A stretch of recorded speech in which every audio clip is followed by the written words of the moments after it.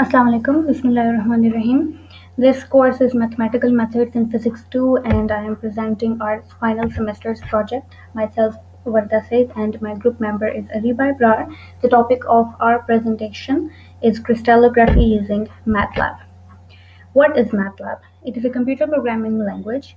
MATLAB is a multi-paradigm numerical computing environment and proprietary programming language developed by MathWorks. MATLAB allows matrix manipulations, plotting of functions and data, implementation of algorithms, creation of user interfaces, and interfacing with programs written in other languages. Features of MATLAB: it is a high-level language for numerical computation, visualization, and application development. It also provides an interactive environment for iterative exploration, design, and problem-solving. It provides vast library of mathematical functions for linear algebra, statistics, Fourier analysis, filtering, optimization, numerical integration, and solving ordinary differential equations. So your math problems can be easily solved using this MATLAB. It is very helpful. It provides built-in graphics for visualizing data and tools for creating custom plots. Our project is basically focusing on this feature of MATLAB. We are going to be using this feature of custom plots of MATLAB for in our project. MATLAB's programming interface gives development tools for improving code quality, maintainability, and maximizing performance.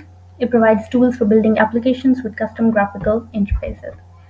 Crystal structures. Now the crystal structures that we have included in our project are the three basic crystal structures: simple cube, body centered, and face centered.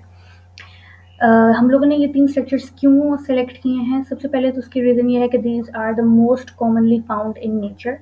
Secondly, जैसे जैसे आपके structures complicated होते जाएंगे, उनकी जो plotting है, उनके लिए जो भी प्रोग्राम्स लिखने हैं वो भी उसी तरह कॉम्प्लिकेटेड होते जाएंगे. लेकिन इनिशियली एक सॉफ्टवेयर को समझने के लिए कि वो काम कैसे करता है और हम उसको कैसे इस्तेमाल कर सकते हैं, हम सिंपल चीज़ से स्टार्ट करते हैं. So these are the simplest structures. Simple cube is the simplest structure.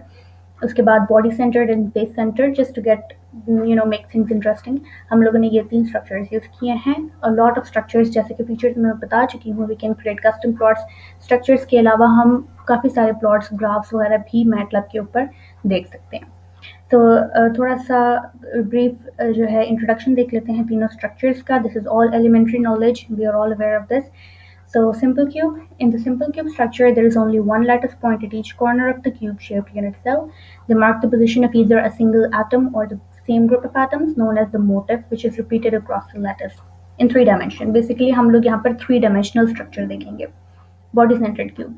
The BCC unit cell has atoms at each of the 8 corners of the cube, plus one atom in the center of the cube, basically in the body of the cube. Because each of the corner atoms is the corner of another cube, the corner atoms in each unit cell will be shared among 8 unit cells. Face-centered cubic. In the FCC arrangement, there is only one additional iron atom at the center of each of the 6 faces of the unit cube. Now we'll see them visually. This is a simple cube, and we know that we have 8 atoms at each corner. 1, 2, 3, 4, 5, 6, 7, and 8. There is one atom at here as well. Now we know that when we look in a lattice, a unit cell, this is a unit cell, it is being repeated in 3 dimensions everywhere. Means there is an atom up here on its left and right, at the back, in the front, and down here as well. The structure is being repeated. Basically जो मैं बताना चाह रही हूँ वो ये चीज़ है कि this corner atom, ये जो एटम कॉर्नर के ऊपर बैठा हुआ है, इस एक यूनिट सेल के अंदर इसका कंट्रीब्यूशन 1/8 है. Why? Because it is being shared among the 8 unit cells जो इसके तीनों डायमेंशंस में इसके गिर्द मौजूद हैं. Therefore, 1/8 contribution from this corner, 1/8 contribution from this corner. We know a cube has 8 corners, so 8 into 1/8 is 1. So a one unit cell has one contribution of atom. तो हम कहते हैं कि एक जो simple cube है वो उसके अंदर जो contribution है atoms का वो 1 है. बॉडी सेंटर्ड के लिए भी, कॉर्नर्स के लिए तो वही टेक्निक चलेगी, but in the centre of the body there is a whole atom. तो यहाँ पर हमारे पास 2 एटम्स पर यूनिट सेल होंगे. And then for the face centred cube, corners की तो वही टेक्निक है, but at each of the face we have 6 faces, up here, down here, left, right, back and front. We have 6 bases, और जो face के ऊपर atom पड़ा हुआ है ये हाफ कंट्रीब्यूशन तो इस एटम के अंदर है और हाफ इसके ऊपर वाले का है। सिमिलरली जो ये लेफ्ट साइड पर है इसका भी हाफ एटम का कंट्रीब्यूशन इस यूनिट सेल के अंदर है और हाफ कंट्रीब्यूशन जो इसके साथ एटम मौजूद होगा उसके यूनिट सेल है उसके अंदर कंट्रीब्यूशन है। तो हर फेस के ऊपर से जो कंट्रीब्यूशन आ रहा है वो एटम का हाफ आ रहा है। So थोड़े से फीचर्स को देख लेते हैं। A simple cube has this is one atom per unit cell. The coordination number is 6 and the most commonly found example of simple cube is polonium. The body-centered cube has 2 atoms per unit cell. Its coordination number is 8. Basically coordination number is the nearest neighbor. अगर मैं simple cube की बात करूँ तो अगर मैं इस atom को देखूँ तो directly contact जितने atoms के साथ है वो इसका coordination number है।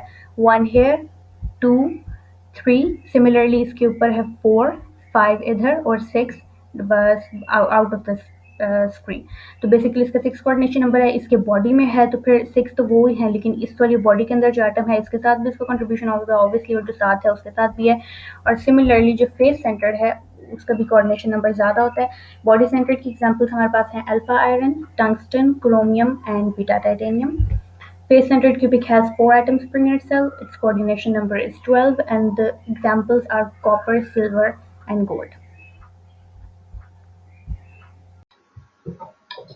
Assalamualaikum, my name is Ariba Ibrar and I am going to be presenting our Mathematical Methods of Physics project part, BCC and the simple cubic commands of MATLAB. First of all, we need to understand what basically a crystal is. As defined by my group member, crystal structure is basically a 3D structure that has specific cleavage planes, and along with that they have specific geometric shapes, and the properties of these shapes depend upon the direction of their vectors arranged inside. Talking about vectors, I will first of all come into the lattice. Depending upon the point or the position of the arrangement of these points inside the 3D structure, I can define the lattice into two types: the plane lattice and the line lattice. If it forms a geometrical shape with the help of its translation vector, then it basically forms the plane lattice. And if it makes a singular line array of arrangement, then it is basically the line lattice. Space lattice is also an arrangement of atoms in a 3D manner inside the crystal lattice. Now coming to the basis. A basis is basically a collection of atoms in a particular fixed arrangement of space. Depending upon these bases, the arrangement of atoms inside the crystal structure are obtained. Talking about the abscissa structure, it has basically 4 bases. And on the left side of the screen, you can see I have defined the position vector. It basically describes the position of the atoms along with its vectors. Coming to the crystal now, as I have defined lattice and basis, we can say that lattice by adding into the basis basically form the crystal. When I talk about the crystal, I need to talk about the crystal vectors that basically are generating the Bravos lattice. They are basically A, B, and C, and you can see from the definition of the position vectors that basically they are multiplied by any integers, n1, n2, n3 are basically any integers. They can range from 0 to infinity, and A, B, C are basically the lattice vector that are going to be used. As I described earlier, will be covering all the cubic structure.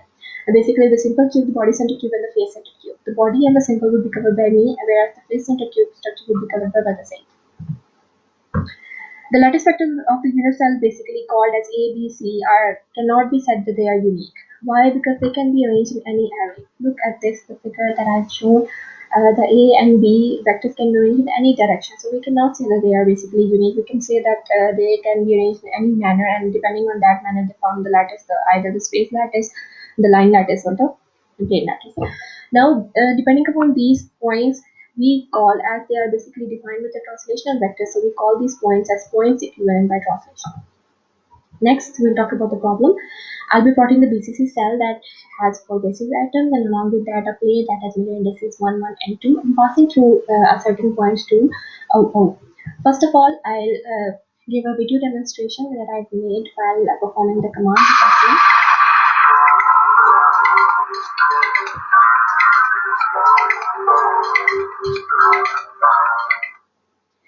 Now in this video, I've carried out all the steps one by one in order to form our basic crystal. I'll be explaining the steps in the next slide. If you want to take a better demonstration on how I performed this, you can watch the video that is attached in the slides.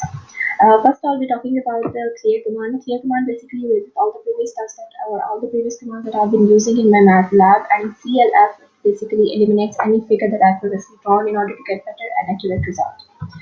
First of all, I would like to define my translation vector that I've named A1, A2, and A3. You can name them with any alphabet. It depends on you. I've named them as these. The second step would be defining the bases of the atoms. The bases of the atom that I've described earlier are four, and with respect to that, you need to memorize these as these are used in the FSC and in the BCC structure in order to define the position of the atoms. Now you can see that I've defined n equals to 0. N is any integer that I've previously defined. You can see for three n's, n1, n2, and n3, I've used the for command. The for command basically introduces a specific limit to the values of the number that I need to add.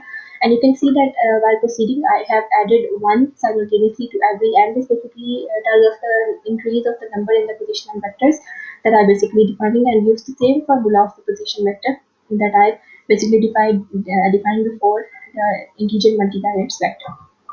After this, as I've used three for commands, I'll be using three and commands in order to generate a series of specific values of positions where the atoms will be defined.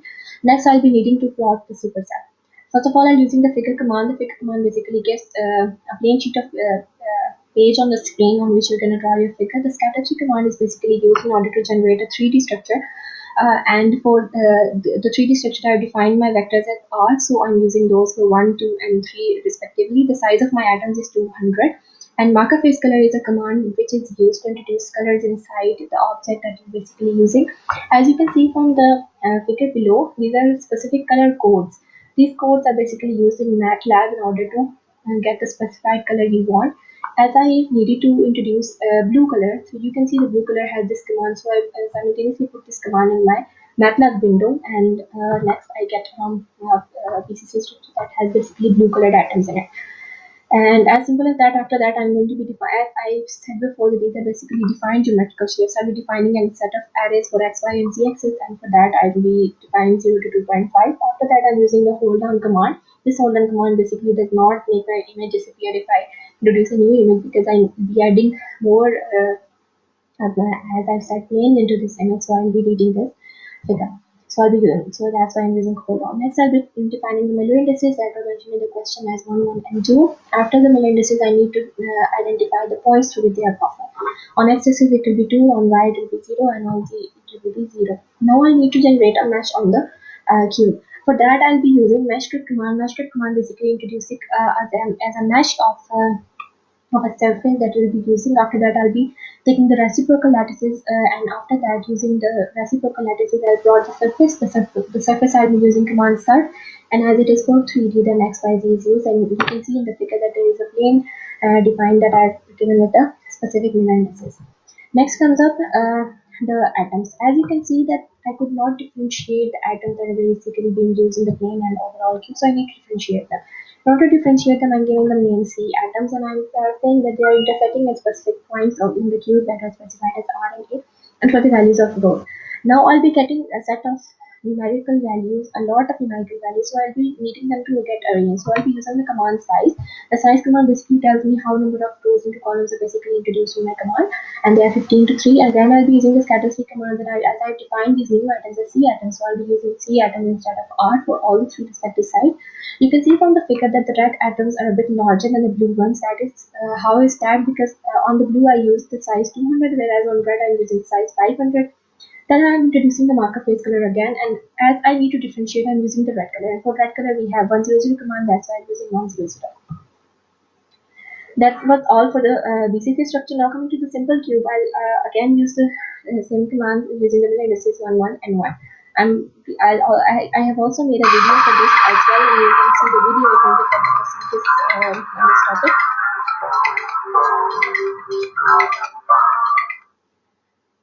You can see the video for the whole process. I'll be defining them step by step. First of all, I took the translation vectors and I defined them as R1, R2, and R3. Same goes for the command figure. As you can see, the figure generates a plane surface, and on that I made scatter three commands to introduce a 3D structure of a simple cube. And I'm using the size of atoms at 100, and fill command is basically used in order to fill that words that I need to happen to form on a simple cube. Next, I need to specify the middle indices, and for that, I've taken the reciprocal lattices as well and defined them on respective x, y, and z axis. After that, I need to plot the surface, and for that plotting, The command patch can also be used as it is 3D, so XYZ is used in all the three dimensions. And face color is the second method through which we can introduce colors inside the objects. You just need to introduce the first letter of the color you need to use. As I'm using green color, I'm writing G. For example, let me say that you need to add blue color. So just by changing G into B, I can introduce blue color instead of green. This was all from my side. Thank you very much for watching. The FCC structure for MATLAB would be carried out by Vedasai. This is a by part. Thank you very much and Hafiz.